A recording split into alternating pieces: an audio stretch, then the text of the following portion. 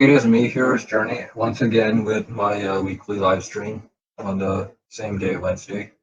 And it's time we discussed Secret Invasion Episode 2. And that released early this morning, and it is Wednesday night. So just give me a moment to get everything set up so we can start discussing Secret Invasion Episode 2.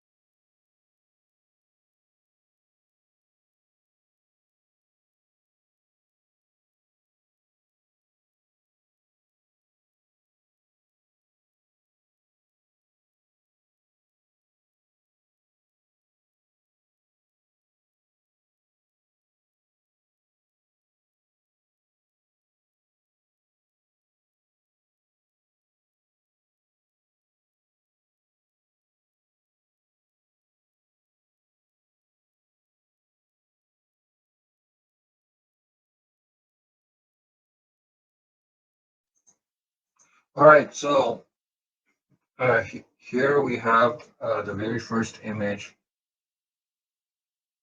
for Secret Invasion Episode 2. Let me just get on my notes.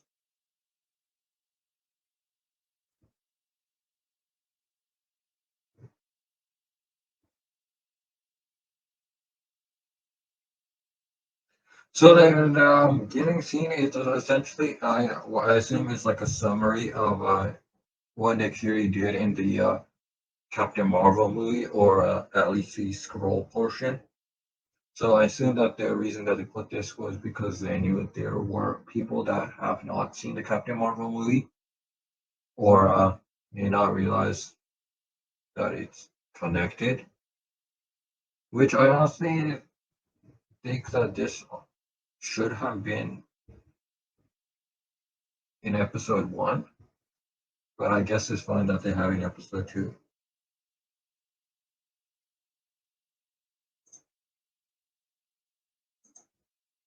So, uh, the so we have this group of scrolls, and I'm not sure if this actually was also a scene in the Captain Marvel movie, or if this is an entirely new scene. But this is where Fury promised them that he would help them find a new home on Earth. But this was back, I think this was like 1994. And also in present day, it's what, 2025 or 2026 in present day in the MCU. So like he clearly did not go through with the promise.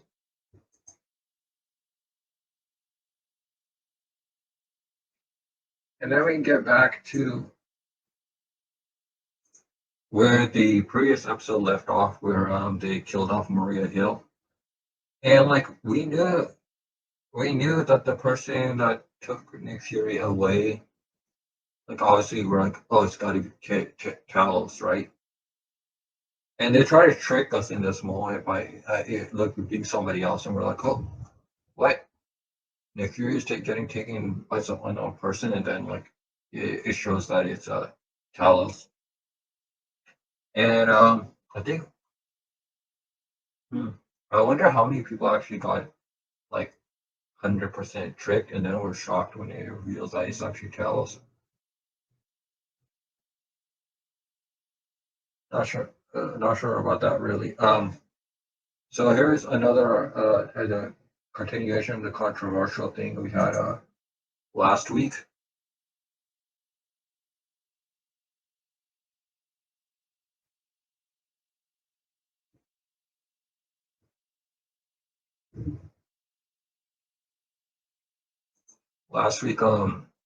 The intro. Now, as you can see, the intro is still the same one that they used in episode one, the AI generated one. So either there is no new intro being made over at Marvel, or they just have not got done making the new intro. So considering this is a 6 episode series, we need to see a new intro by episode 4. Because when we get start episode 4, we know we've already finished 3 episodes. And that's half of the series. And they knew by the end of the day of when episode 1 happened that they were in a controversial situation. People did not like the AI thing. So once we get to episode 4, if it is the same AI intro, then that is going to be one, I guess you could say, interesting conversation is going to be happening on the stream. So the train scene, we find out that there are a million scrolls, or at least like the friendly scrolls. There's a million of them. We found out back in episode 1 there's over 500 of the Skrullox, the scrolls that Gravik has under his command.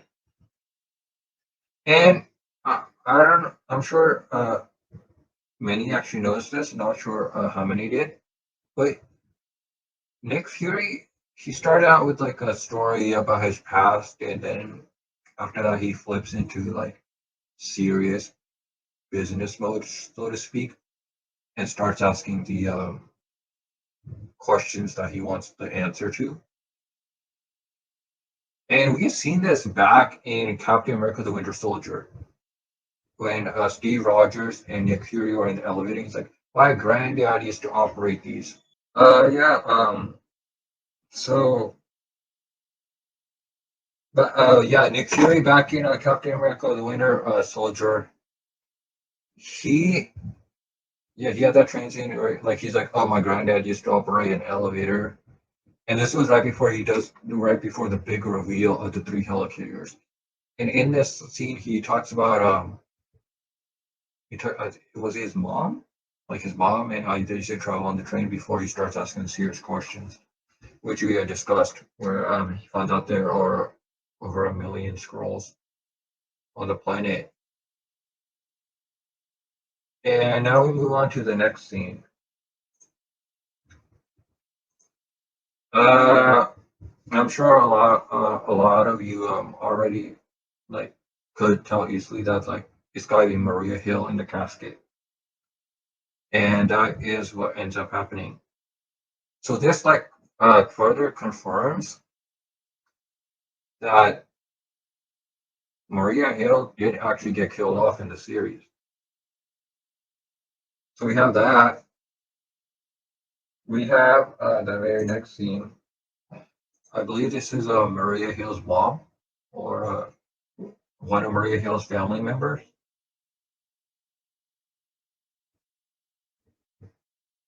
And like in the beginning, Callus, he told Nick Fury, I hope that they can get to a point where Skrulls and humans can coexist. They can both live on planet Earth. And at this very scene, Elizabeth, I think that's her name, she says, correct me on this if this is not the quote, but like she says, whatever it was, don't let her die for nothing. And I think this is going to be one of the things that motivates Nick Fury to actually go through with what Talos wanted and what Elizabeth wanted.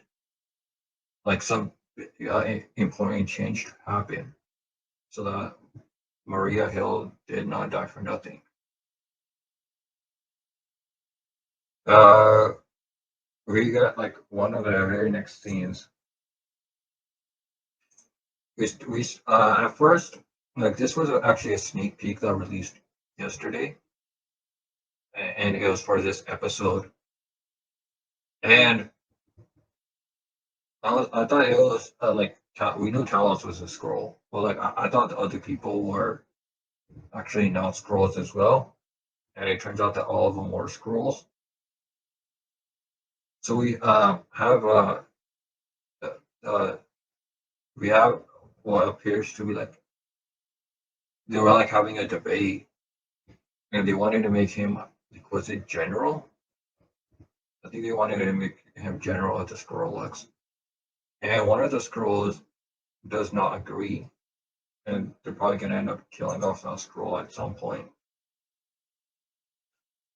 To the very next scene, or one of the very next scenes. So this machine, now we saw it in the trailer, but we did not know uh like what the obviously we did not know what the machine was, and for most of the episode we don't really know what the machine is either. We just know that there's some kind of like DNA research going on. And I know later in the episode they reveal what that DNA research is.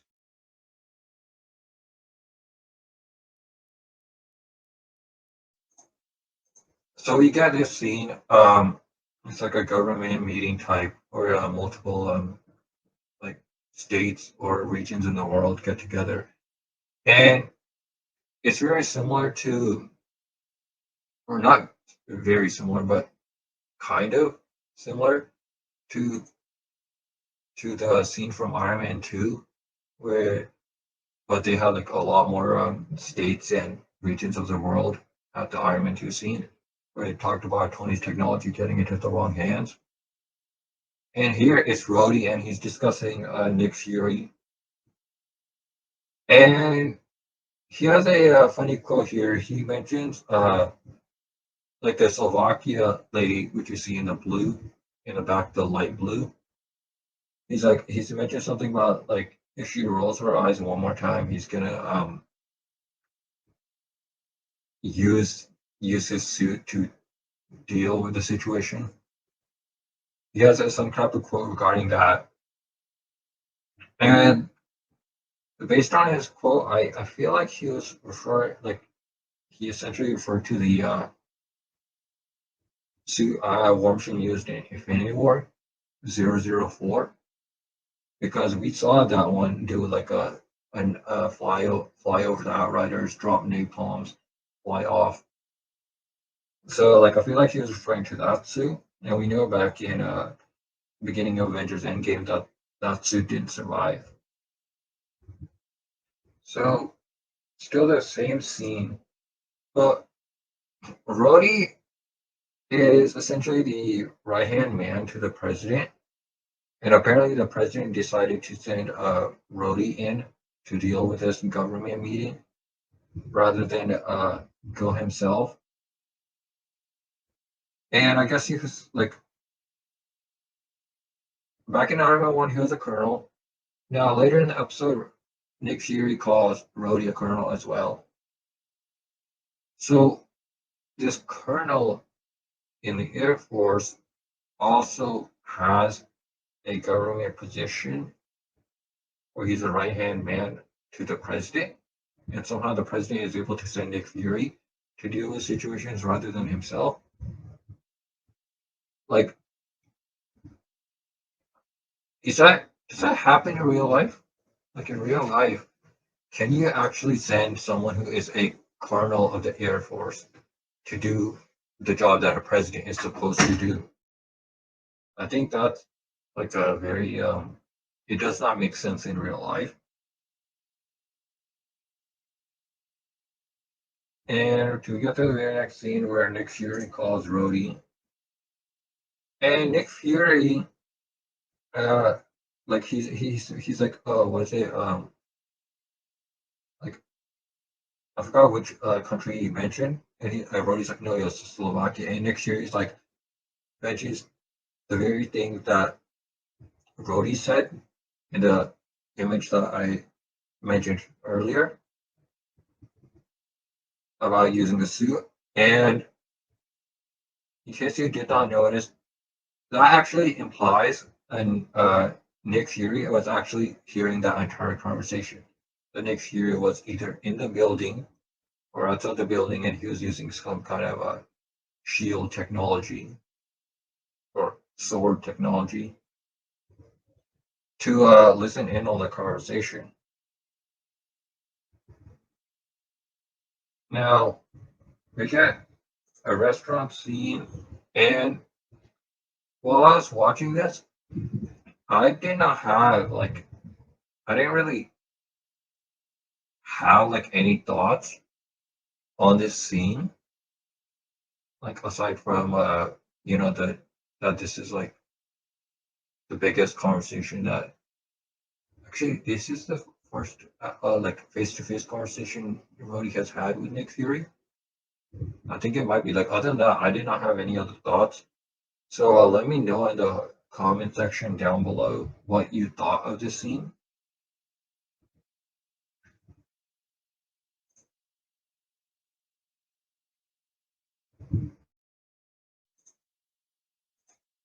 So in the previous scene I was mentioning, Nick Fury tried to act all tough. He's like, I'm Nick Fury. When I'm out, I'm in. And he tries to act all tough, but in the small scene that comes right after, Nick Fury breaks down. Nick Fury is like old at this point. He doesn't have like he can't rely on his sword. He can't rely on the Avengers. He can't rely on Shield. Shield was destroyed a long time ago. His like Nick Fury's right hand or left hand, Maria Hill, she's dead. Like at this point, who does Nick Fury rely on? Like who's there to lift Nick Fury up when he's down? No one is. So Nick Fury, like he had the fight with Talos earlier. Rhodey has government position stuff he has to deal with. And Nick Fury, it's just Nick Fury now. So he breaks down, and this like further shows what Nick Fury's journey in the series is. It's Nick Fury at his lowest point, and if he can actually come out on top at the very end. And we know towards the very end, well, actually, I'll mention that later about what the big plan is of the Skrullox. So yeah, that's regarding Nick Fury's situation, and like I mentioned, what the Skrullox are planning, that is revealed in this scene right here. And in interrogation, the Skrull mentions that they're using a machine to make Skrulls stronger, and it's not just stronger. I'm sure you saw the trailer of Secret Invasion. That you see Gravik, see the villain Gravik, and he's got Groot like tentacles coming off him. And people are like, oh, that's a super scroll, right? A super scroll like in the comics. Because like normal scrolls can using that one machine that we signed up someone take memories and they can shapeshift into people. But they cannot take powers. But a super scroll can take powers. Like in the comics. And that is what the machine is gonna do, is gonna turn scrolls into super scrolls. And that is Gravik's contingency or counter to the Avengers. The Avengers come and they have power individuals, you just gotta use the machine to copy their powers. And that's the big situation that Nick Fury has to deal with. He's at his lowest point and the super scrolls are coming.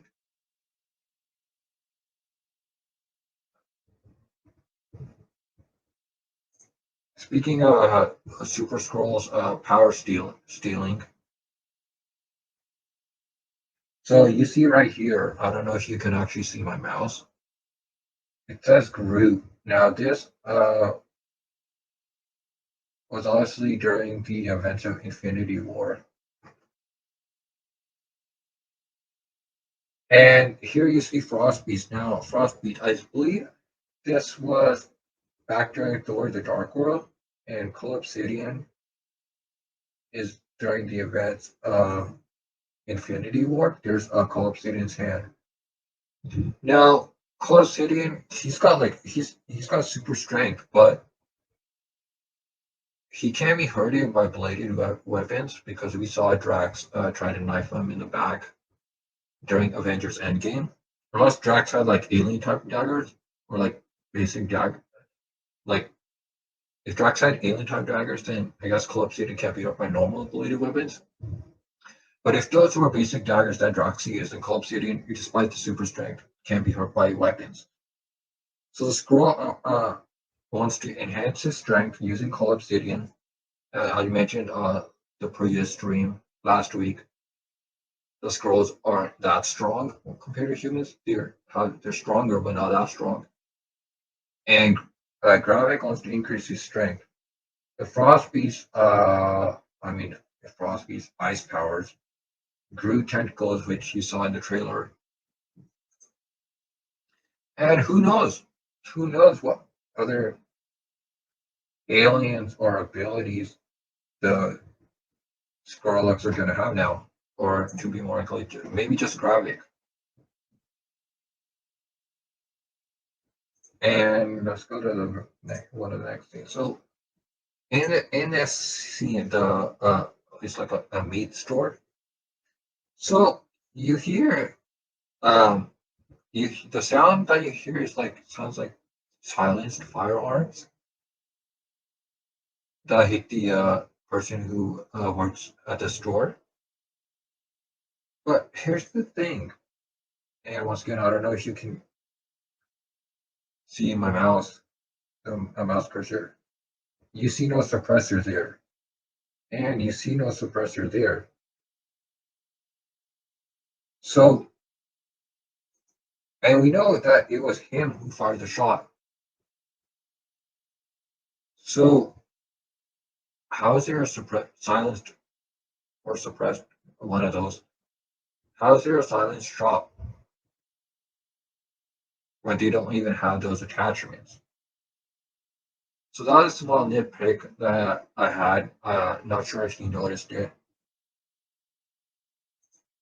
Um, we get a well, if you have seen the show Arrow, you know Stephen Amell, Oliver Queen as Greeno. He always does that move where he puts he uses his backhand to stabilize on the ground while using both his legs to flip the opponent. And I like right now I can't think of which martial arts that was that is shown in Hero. But this move that Gravik uses, it might fall under the same martial art style that was used in Hero, but it's different. He doesn't use like both his legs to flip the opponent.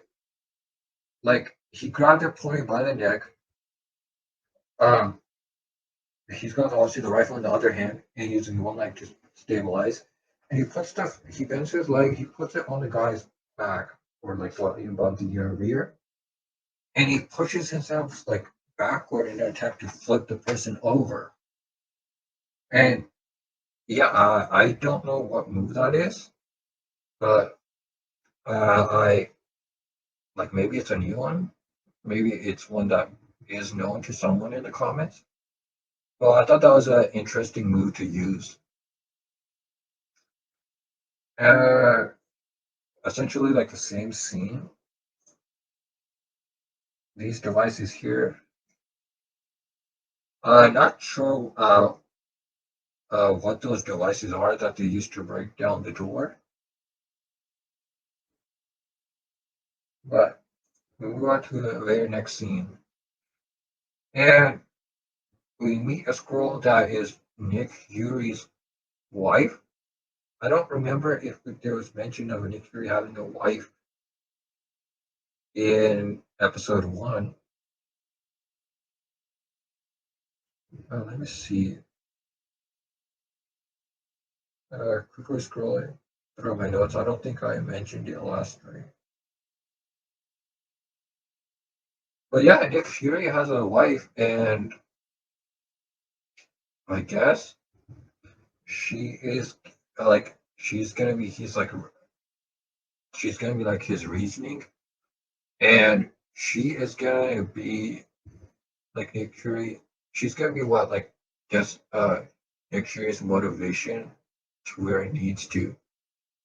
Because right now Nick Fury hasn't taken action. He's been like throughout the episode we've seen him breaking down and not being, I guess you could say, like combat ready. So we have that, and really, that's all I have in regards to like the episode. So there really isn't anything else that I can think of. So thank you for watching, and thank you for watching live. If you are watching this live, and if you're watching this when it gets uploaded to YouTube tomorrow or the day after, thank you for watching it on YouTube. So with that, good night, everyone.